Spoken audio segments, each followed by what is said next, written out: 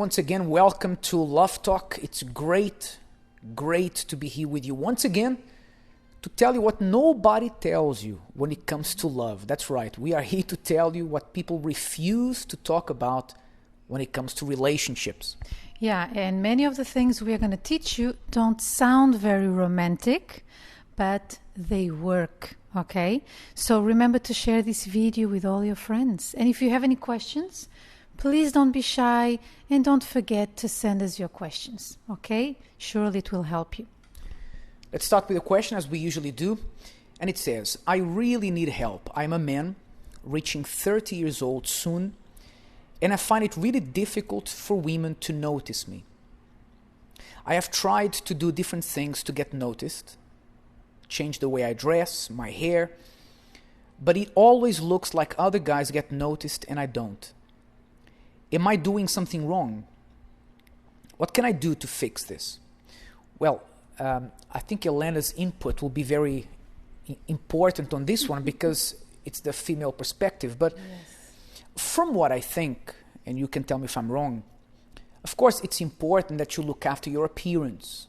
And if you have a habit of doing that, that's already a positive point. But the difference between men and women when it comes to finding attraction in the opposite sex is that men usually look a lot at the appearance, the body, and so on. The woman is important for her, the issue of security, of character. So if a person is looking, to produce the perfect physical appearance, but, he doesn't produce the security, he doesn't have a plan for his future, for his life, that's very unattractive. Am I right? Yes, absolutely right. I just love this question because it will allow me to explain something that we don't hear much about. It's true. When a man goes to meet a woman, first thing he notices is her looks. Oh, she's pretty, she's blonde, she's brunette, whatever. But women, we look at different things. And this is something you need to understand, and I hope you do from now on, and you change your way of thinking.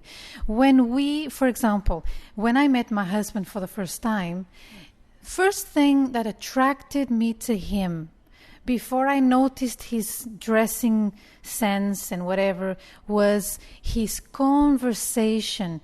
He was very confident. That for me was a winner. I was like, oh, he's very confident. He has a lot of trust in himself, in what he's doing, in how he lives his life. This, like you said, shows security, shows maturity.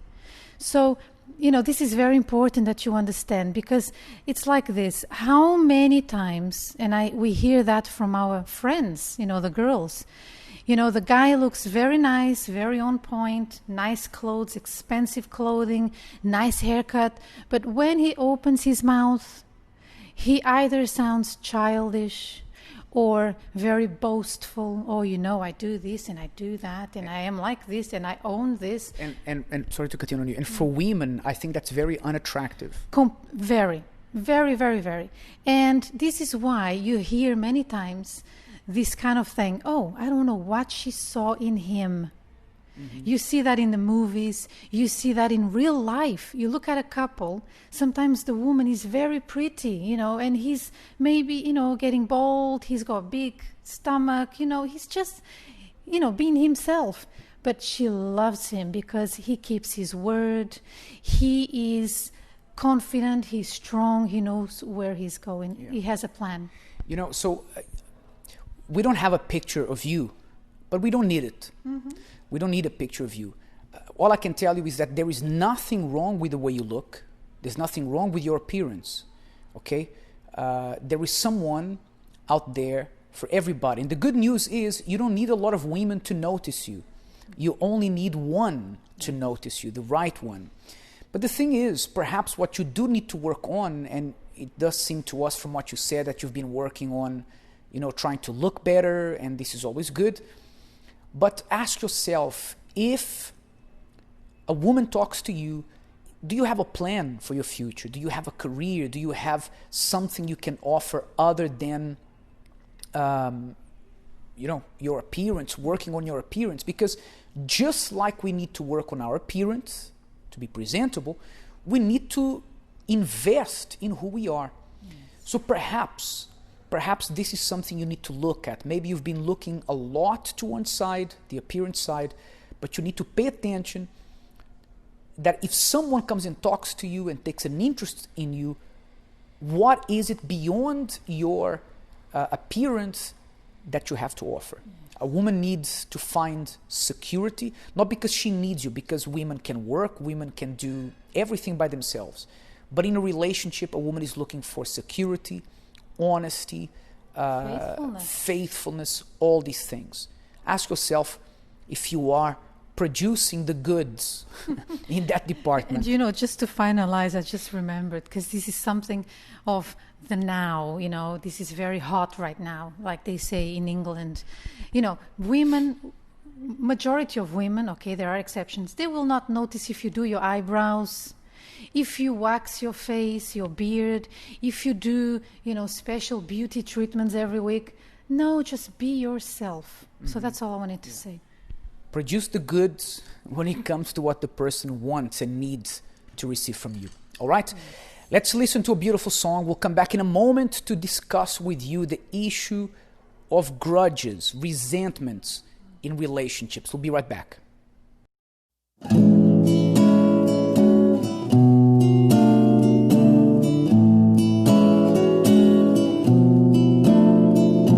God has a plan for each of his creatures.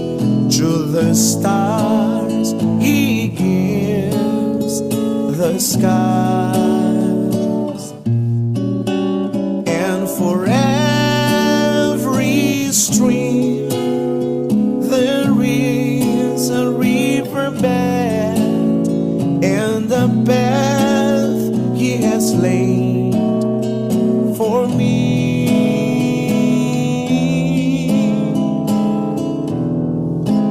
My life I give to God, because Jesus gave his all for me. No matter where I go, I will follow my Lord. Over land or sea, where he sends me, I'll go.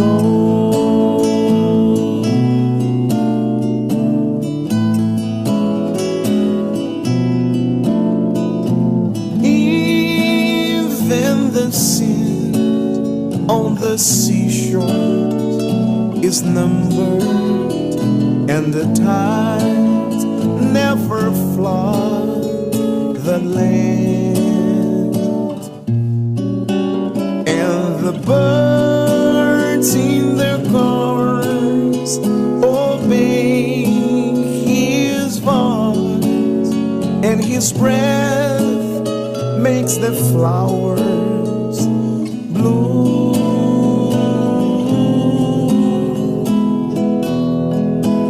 My life I give to God,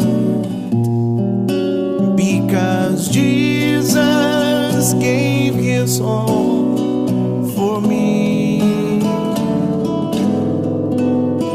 No matter where I go, I will follow my Lord. Over land or sea, where he sends me, I'll go.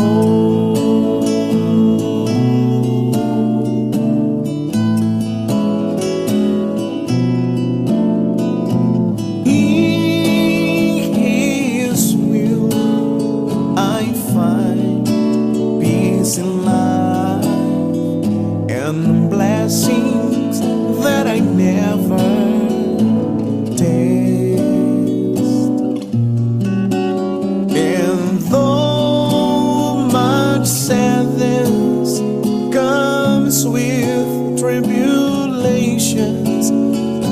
have faith, God is by my side.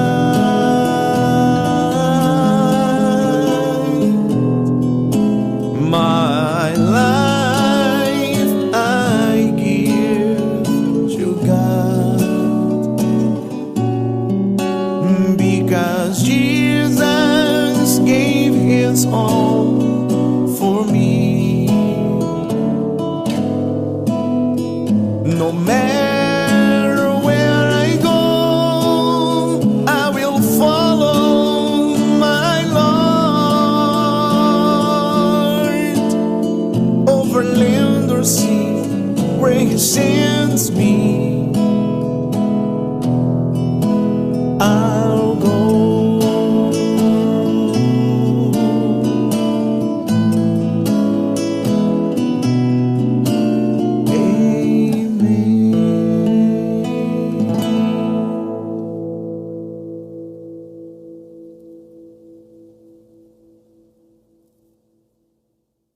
Welcome back. Now, today we're going to address an issue that many people don't want to talk about, but it's reality. In a relationship, we get angry, right? We get angry sometimes. It's normal. In fact, the Bible says the following about getting angry. Be angry and do not sin. Do not let the sun go down on your wrath, nor give place to the devil.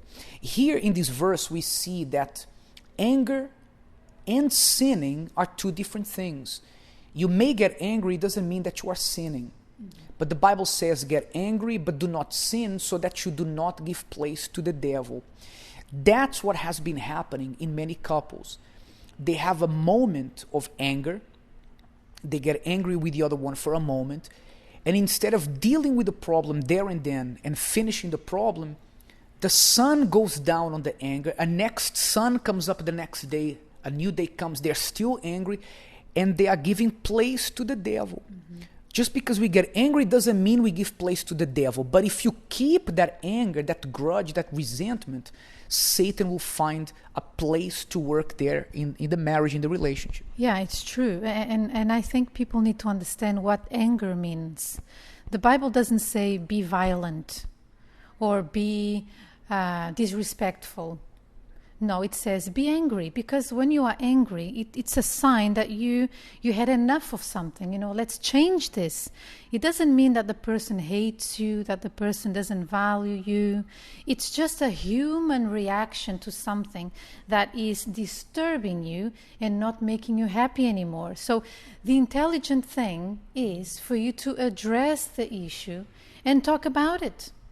But the thing is, again, the problem is Hollywood and magazines and movies that say to you, happy ever after. They don't show you the reality of a relationship. And when someone in the relationship gets angry, it means there's no chemistry.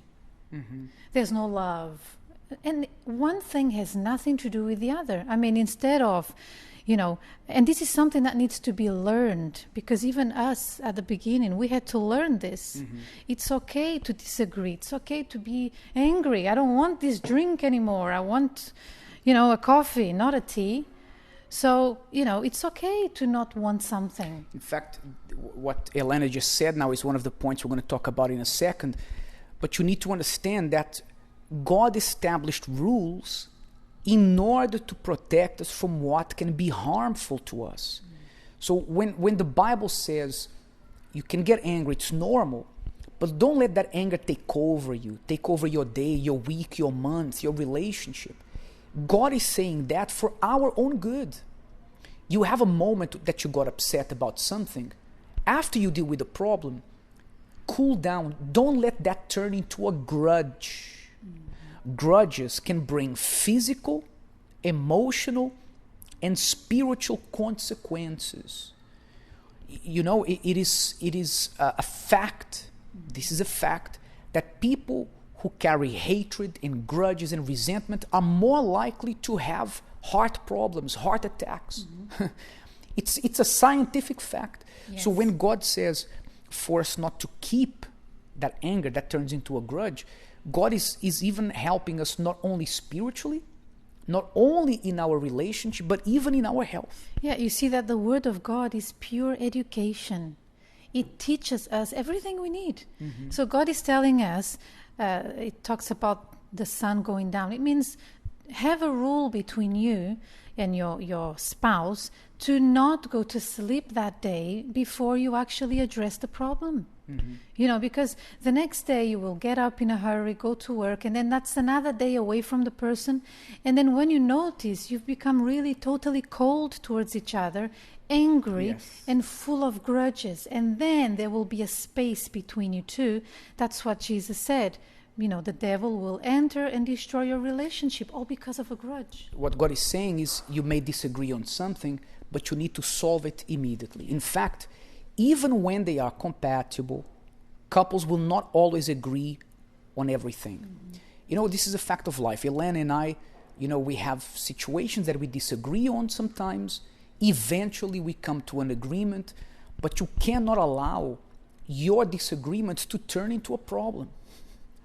You can't, because it's normal. Some people think, well, but if we love each other, we should be on the same page all the time. How can we love each other and disagree on certain things? Disagreements happen. Get used to it. Get over it. It happens. Actually, it's not normal if you never disagree. You know, it's either an abusive relationship where you are so afraid to be yourself because maybe he's going to hit you. We're talking about extremes here. Or you are being fake because you think that marriage is a fairy tale. Marriage is real life. It's two people building a life together, getting to know each other and showing each other who they really are and learning from one another. What you said is very important. If you always agree on everything all the time with your partner, something's wrong. I think you've lost your personality. You've lost your own personality because we don't agree all the time. And grudges, they are sure destroyers of relationships. So choose not to hold grudges. The time to change God's time is today. So this is what you need to do. If there is a grudge, what is a grudge? A grudge is not hate, but it's like something that you have not fully let go. You have not fully forgiven. You're living with the person. You're kind of okay, but there is something you haven't let go yet. Perhaps something that every time you have an argument, you bring that thing up. You bring it up because it's a grudge. So the Bible is telling us, there's a grudge. Deal with it. Erase it. Forgive it. Throw it out the window so it's never an issue in your relationship again. Like we read here at the end, the time to act, God's time is today. Absolutely. So today is today, not tomorrow. I know this sounds obvious. A little bit. But today is the day for you to address the problem, for you to talk to your spouse or maybe your fiancé. You know, there's something hidden inside of your heart. There is an unforgiveness that became a grudge. You know, it's not totally clear to you why something happened between you two. You never had the courage to really ask, to solve the problem. That will give you problems tomorrow. So solve everything today. You know, let it out in the open, you know, and talk to each other very honestly and move on. I just want to finish by saying something. You know, when you cook, if you're going to cook potatoes or eggs or chicken, you take the potato skin, the eggshells, the bones of the chicken, and you put it in the garbage bag. And when you put it there, it doesn't smell bad because it's chicken. Even if it's cooked, potato skins, the same, it doesn't smell bad. But leave it there for 2 or 3 days, you're going to see what happens. Especially here in Asia, where it's hot and humid. In 1 or 2 days, it's going to stink. You need to throw it out. Grudges are the same. The longer they sit there, the longer they simmer, the more damaging, the more it's going to smell. Don't let your relationship stink. Get rid of the garbage. Get rid of the grudges. That's what you're going to see now in this testimony. And next week, we'll come back with more intelligent love for your relationships. Until then, God bless you. Bye-bye.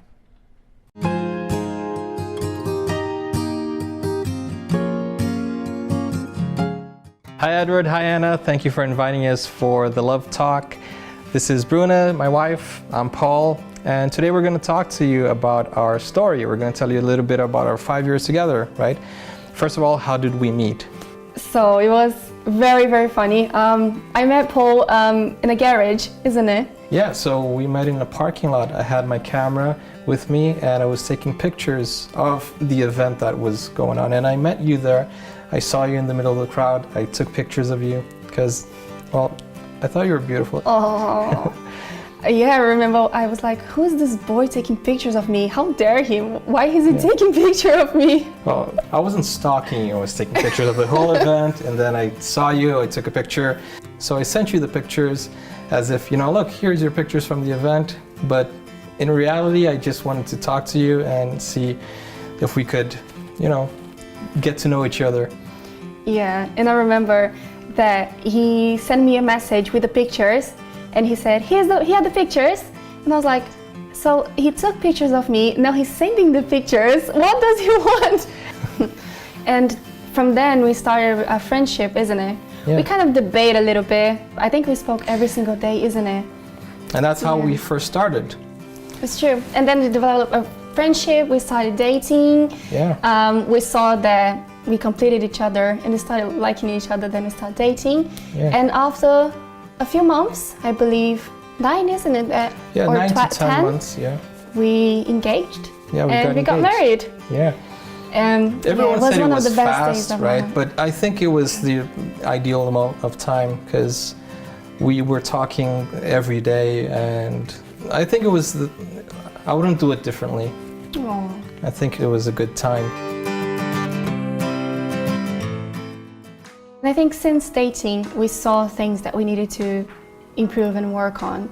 Yeah. Your background, your family issues and family, You thought I was very dependent of my parents at the time because I was living with my parents. Well, I wasn't living with them. I stayed with them for a year, and I remember that you used to be very independent because of the background you come from, and you had a single mom at the time and you had like both parents, united family, so it was different backgrounds. I was talking to you as a businessman and you would look at me as a boy like, look, he's living with his parents, what is he talking about? And we started to clash there. And I tried to show you in a different way how independent I was. But it was hard at the beginning, right? So when we got married, the first and second year was very difficult for both of us. Yeah. And I feel that we had to develop a lot of things, we had to work on a lot of things. I think the first impression was what caused all of this, because in your mind you were like very independent, right? And I was very dependent. So whenever I would ask you to do something like, hey, could you fix me dinner? You'd be like, what, don't you have your own hands, right? I remember that. And you would always associate that with me living with my parents. Like, oh, you always had someone doing things for you and you don't want to do it. And I even remember I used to tell you, I'm not your mom. Yeah. It's different backgrounds. And, and we had to learn how to deal with it. But it was something that made us more mature, right? Yeah. It took a while, like it took about first year. Your first year. And what made it worse was we got married and after like 3 days, we actually moved to another city, newlyweds. She left her mother, she left her family. But even though all of this happened, we still got things sorted out, right? Yeah, we reached a limit that we didn't know what to do anymore, isn't it? We were struggling and we need to believe that everything would be different. We need to fight for our marriage. Because we went to another city and in that city, I started working like 24 hours and then I wasn't there for you anymore. And it was just a moment that we were very separate, right? If you think about it, it's just the strength that we got from these type of TV programs and these type of talks that Edward and Anna offers, right? I mean, just constantly talking to people who had these experiences. I was like in the middle of two decisions. What do I do now? Do I divorce or do I get help? And I wouldn't take it seriously. I wouldn't like, oh, she wants a divorce. I mean, you come from a family where divorce was present. In my family, divorce was something very remote and very distant. And it was something that I would rebuke you. And I never stopped to think about it, that it was something that you had as an example in your family, right? And it was a risk I was taking because I didn't take you seriously when you said you wanted to get divorced. But I think that's what kept us together, right? Because I kept fighting and I kept just going back. I think we kind of ignored the signs in our dating period. We saw that we fought a lot during our dating period, and we didn't think that this would come in a marriage, because we thought, no, marriage will be the solution for all the problems. Exactly. We're going to get married and everything will be flowers and fairy tales.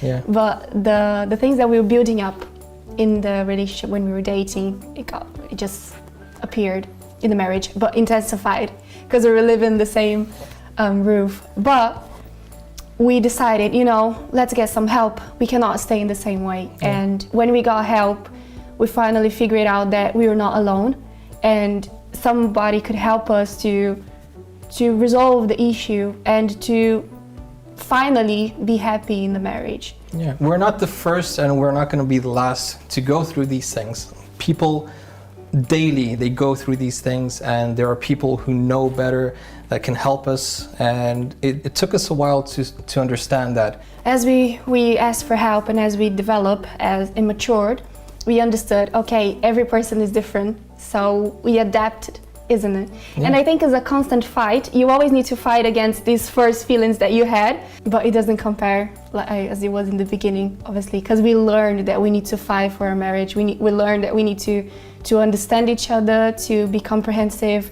to ignore our feelings, and just move on. And to take each other seriously, right? Yeah. Because you're not me, and I can't make you become me, right?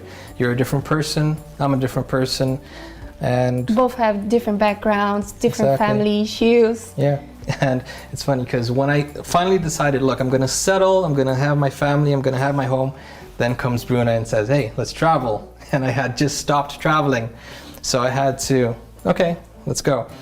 And I think that's what made us be together, right? And I remember that during that period, because it was just both of us alone, I developed that dependency. Like, I learned how to be a wife finally, because it was just both of us. So we had to help each other, and we gave each other like that balance. You are not alone and I am not alone. We are together now. We are literally a couple. So that independency that I had because of my background, my family background, it kind of, I had to kind of overcome that feelings and just look at myself and see and understand that I need my husband and I need to be a wife. So it was very important because we were traveling, and especially because we left our home country and came to a foreigner country. Yeah. So I didn't have my mom with me, and you didn't have your parents. We just had each other. So it was very important, it was very nice for us to finally be connected, isn't it? And I think it was a point that we always used to use. I mean, every time we were going through a problem, we were like, come on, let's not fight. I only have you. I mean, I have you only have each other. Right? It's true. And it's still true up to today. I mean, we're in a country that I don't have any family here. I mean, I have my brother, but he has his own family. We only have each other. I mean, my parents aren't here, my grandparents aren't here, my family isn't here. So you are my mother, you're my father, you're my family, you're my friend, you're everything. I mean, I have nothing else, no one else. So if I fight with you, I'll have nothing left.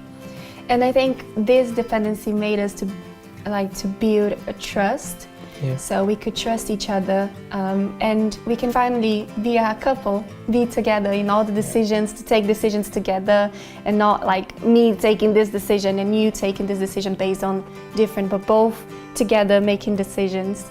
So it was an important thing that happened with us and it helped our marriage. And I think a lot of little things like united us. We have a lot of things in common, so we enjoy the same things.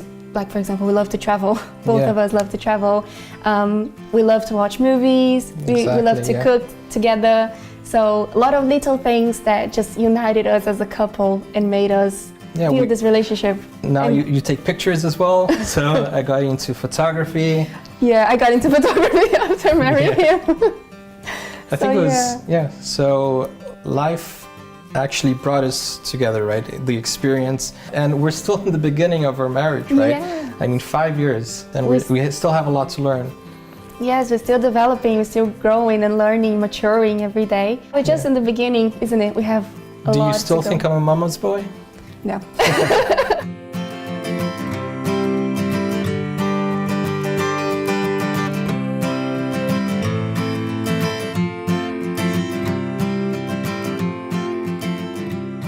I want to thank Anna and Edward for the opportunity of being here today, the Love Talk. Yeah, to share our story. Our love story. Yeah, it's a true love story. From fighting and thinking of divorcing, to traveling the world, taking pictures, working together, like we're constantly together. I can't get enough of you. Thank you for having us. Bye. Bye-bye.